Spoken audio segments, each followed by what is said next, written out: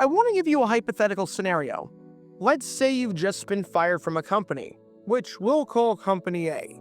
It's nothing against you, but rather, it's just that they're downsizing and a lot of people have to go as a result. You're looking to continue working in that field, but now you've got to do so with a different company. Fortunately for you, there's another company that really wants your services, which we'll call Company B. Sure, they're a rival of the company you used to work for, but that should be fine on the surface, because you're not employed by that company anymore. The only problem is that Company A is the only one that knows your contact information, because right after applying to work for Company B, you had to change your phone number. So Company B calls up Company A and says, "Hey, we're looking to hire this person, but we need their phone number because we can't get in contact with them. Can you give us their number?" And Company A says, "Yeah, sorry, but we don't have that number," even though they very clearly do. Even though you are no longer an employee of Company A, that company is doing everything in its power to prevent you from going over to Company B, because Company A realizes that you're good at your job, and if no one can get in contact with you, then no one will hire you. Seems like a super messed up situation, right? Well, I bring that up because this man right here is Dallas Cowboys running back Scott Laidlaw. And let's just see if the Cowboys may have done him dirty at the very end of his career. We'll get to how good Laidlaw was over his NFL career in just a little bit, because the man had his moments and had a very solid career in the league. However, perhaps the most memorable thing about his career in the eyes of some might be how it ended, because it ended in what some would call collusion or foul play by his previous employer.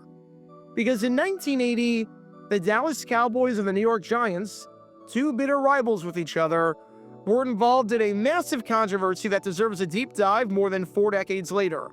Because this is something that probably could not happen today with how much technology has changed, but deserves to be remembered nonetheless. Because this is the story behind one of the craziest controversies of the entire 1980 NFL season, and a prime example in how not to treat a player after he's been cut. Make sure you hit that like button down below, subscribe, and turn on the notification bell so you don't miss a single video that we post on the channel, because we post every single day on here about the weird and the wacky history of the NFL with stories like this one, and we're really trying to grow this community of football lovers even more. So thanks in advance for your support and for liking and subscribing. And with that in mind, let's talk about the time that the Cowboys may have broken the law with Laidlaw. Before I talk about the actual incident in question, we need some context to understand just who this man right here, Scott Laidlaw, was, how good he was, and why he was cut in the first place.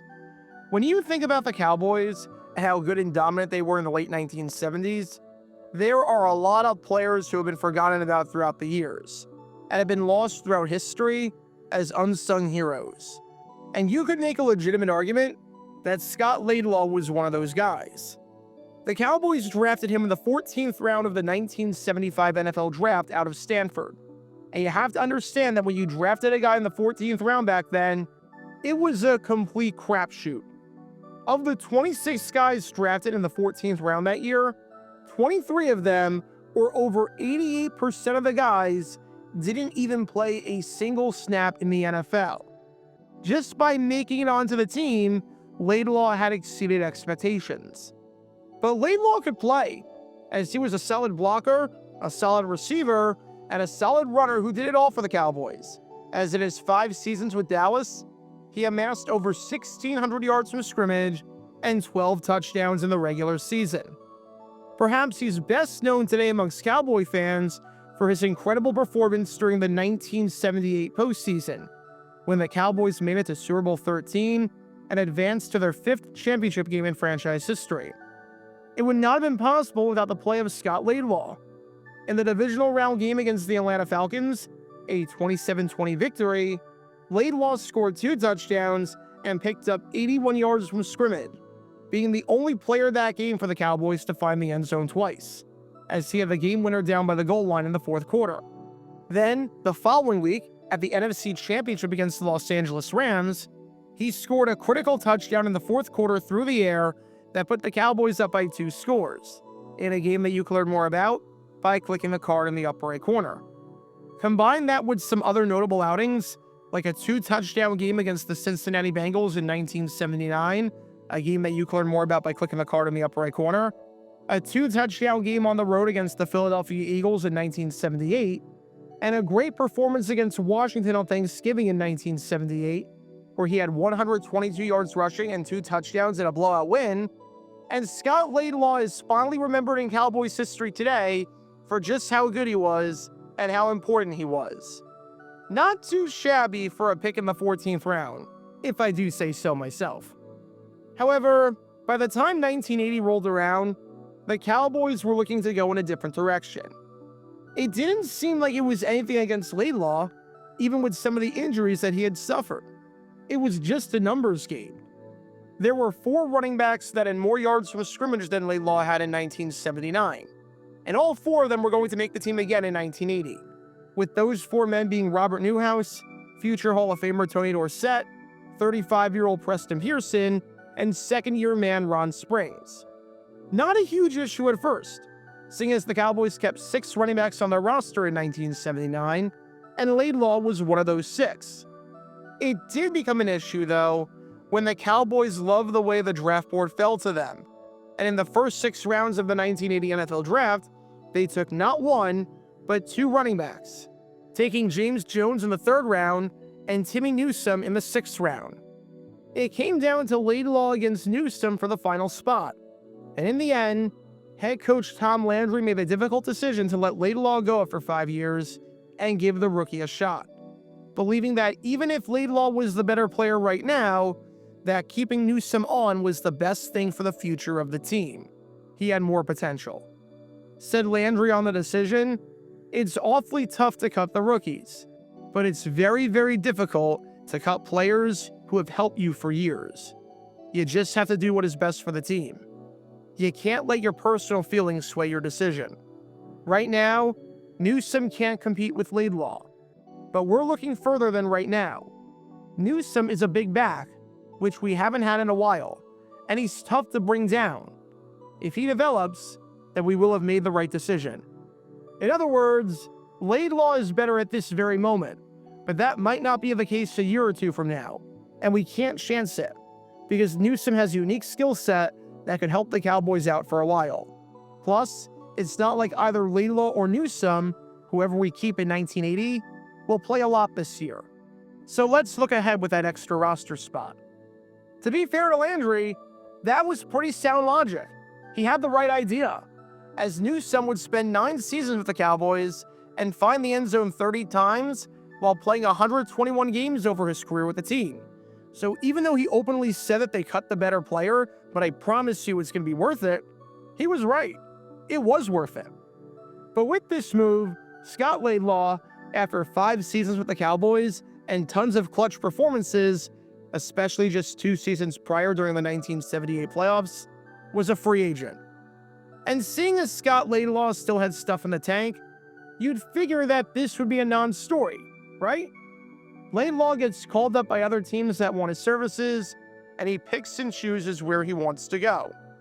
And sure enough, there was one team that really wanted to sign this man right here and acquire Scott Laidlaw, with that team being the arch rival of the Cowboys, the New York Giants. New York had one of the league's worst ground games the previous year in 1979, finishing 22nd out of 28 teams in rushing yards, 24th in rushing touchdowns, and 23rd in yards per carry. At a time where ground and pound was the dominant mantra, the Giants had under 100 yards rushing in roughly half of their games. And not only did the Giants not draft a single running back in the first 7 rounds of the 1980 NFL Draft, but their second leading rusher from the 1979 season, Doug Kodar, was placed on injured reserve after training camp with a knee injury, meaning that he would miss the entire season. The Giants weren't in a good spot at running back entering the season as it was, and now they were really struggling. So with Scott Laidlaw on the market, and obviously knowing what he could do, seeing as they played against him many times before as an in-division opponent, the Giants wanted to pick him up and bring him to the Big Apple. And that's where this story gets incredibly bizarre. Because when the Giants tried to call up Scott Laidlaw, they didn't have his number. You see, Laidlaw changed his number during the offseason. I'm not sure why he changed his number, but he's not the first player to change his number, nor will he be the last. The Dallas Cowboys obviously had the new number. They were his employer, and that was how Laidlaw and the team were able to communicate with each other. But no one else had the number. The architectural firm that Laidlaw worked at during the offseason didn't have the number, seeing as Laidlaw hadn't worked for them under that number yet. A lot of other people around him didn't have his number, seeing as he just changed it, and there was no reason for him to give the number out to people since he wasn't going to be needing his home number during training camp. So when the Giants called up the Cowboys and asked the team for Laidlaw's number, the Cowboys just didn't give it to them. The Cowboys told the Giants, yeah, so we don't have Laidlaw's number because he changed it. He works at an architectural firm in the offseason, so we can give you that number, maybe they'll know, but we can't help you ourselves. And what this meant was that no one knew how to get in contact with Scott Laidlaw. The Cowboys were refusing to give out his phone number to interested teams, and the architectural firm that the Cowboys were redirecting the Giants to didn't have the number either. The Giants first made an attempt to call Scott Laidlaw on Tuesday, September 2nd, so that he'd be able to report to the team by Thursday, September 4th, and maybe even play the opening game of the season that Sunday against the St. Louis Cardinals. Want to know when the Giants were able to get a hold of Laidlaw for the first time? Monday, September 8th, a full 6 days after the initial phone call was made. The only reason that the Giants were able to get a hold of him was because Laidlaw, thinking no one wanted him and that his career was done, went back to work with the architectural firm and happened to answer the phone. He was dumbfounded by all this. In other words, the Cowboys had done Scott Laidlaw dirty. And you can bet that the man who'd been watching this whole time, Scott Laidlaw, was not too thrilled about this. Not in the slightest bit. Because after being signed by the Giants, he put the Cowboys on blast for this entire debacle, saying that he would have been signed sooner if the Cowboys just didn't intentionally try and prevent him from going to another team by not giving out his phone number. Said Laidlaw, the Cowboys said they lost my home phone number, and that they didn't have it. So they gave the Giants the number to the architectural firm I worked at in the offseason and said, maybe you can get it from them. They just didn't want anyone in the same division to get me. I say, shoot, the firm didn't have my phone number because I changed it in the offseason, but the Cowboys had it. The Giants were calling 2 or 3 times a day. So the architectural firm called a very good friend of mine to tell him, and it just so happened that I was sitting in his office. After that, I had a lawyer call all the other teams and tell them my home number. And it turns out that other teams were trying to call me too. If I hadn't been in that office and hadn't checked with anybody, nobody would have contacted me. In other words, if Laidlaw hadn't been in the right place at the right time and hadn't gone back to work for the architectural firm, he would have never been signed and had a chance to continue his career, because it would have been too late at that point, because the Cowboys supposedly lost his number. Now, to be fair to the Cowboys, they denied that this was intentional, and denied that this was a way to sabotage Laidlaw's career and prevent him from going to the Giants. As Greg Aiello, the spokesman for the Cowboys, said on all of this, we have no idea what he's talking about. All we know is we were very anxious to have him signed by another team. But it's not always going to work like clockwork. Just because one person has his number doesn't mean everyone does. However, come on. You lost someone's phone number with all the computers and databases you have in the organization, and you somehow don't have someone's number who is conveniently wanted by one of your biggest rivals, and who was conveniently the hardest person to cut, and is a man that your coach said deserved to make it onto the roster, and in more talent than the man they decided to keep? At worst, this was intentional sabotage. At best, this is gross negligence. Somehow, this story on the part of the Cowboys feels incredibly fishy, especially the statement where Aiello said that just because one person had Laidlaw's number doesn't mean everyone does. True, but you're his literal employer. You should have the number. If anyone should have it, it's you. If I had a girlfriend, even if a random stranger halfway around the world didn't have her phone number, because that stranger has no idea that she exists, you'd probably expect me to have her number. So no, that excuse doesn't really work when if there's any person I'd expect to have the number, it'd be you. And the fact that you don't is either a lie or is huge negligence and mismanagement on your end, especially considering the fact that I highly doubt that Scott Laidlaw was the first person in the history of the NFL to change his phone number in between seasons. Either way, it's a problem, and the outcome is the same, with that being that Scott Laidlaw's career was unnecessarily put on hold, and he was unable to play week 1 of the season for the Giants because no one knew how to sign him because you didn't have his number. And unfortunately for Laidlaw, this was a pretty good omen to how his time with the New York Giants was going to go, as Laidlaw was released midway through the season due to a lack of playing time. His final numbers with the Giants during the 1980 season were 5 carries for 10 yards and no touchdowns, which was a far cry from his production with the Dallas Cowboys. Much like Craig Morton a few years before, going from the Cowboys to the Giants did not bode well whatsoever for Laidlaw, and his NFL career came to an end after that, where he'd go back to working in architecture. And more than 4 decades later, we can debate about whether the Cowboys were right here or whether Laidlaw was right, and if Laidlaw was right, whether this was an intentional move on the part of the Cowboys knowing that the Giants were right on his tail, or just a true case of the Cowboys not having his phone number somehow. Either way, it made for a bizarre situation and another installment in the rivalry between the two teams. Because all I can say on this one is, how about them Cowboys' inability to hold on to phone numbers?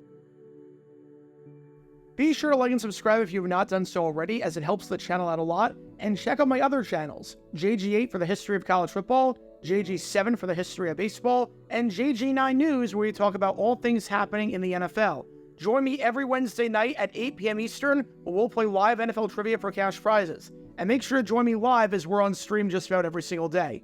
And thanks to all our Patreon members and our YouTube members for helping out the channel. See how you become a member and show your support financially in the description down below.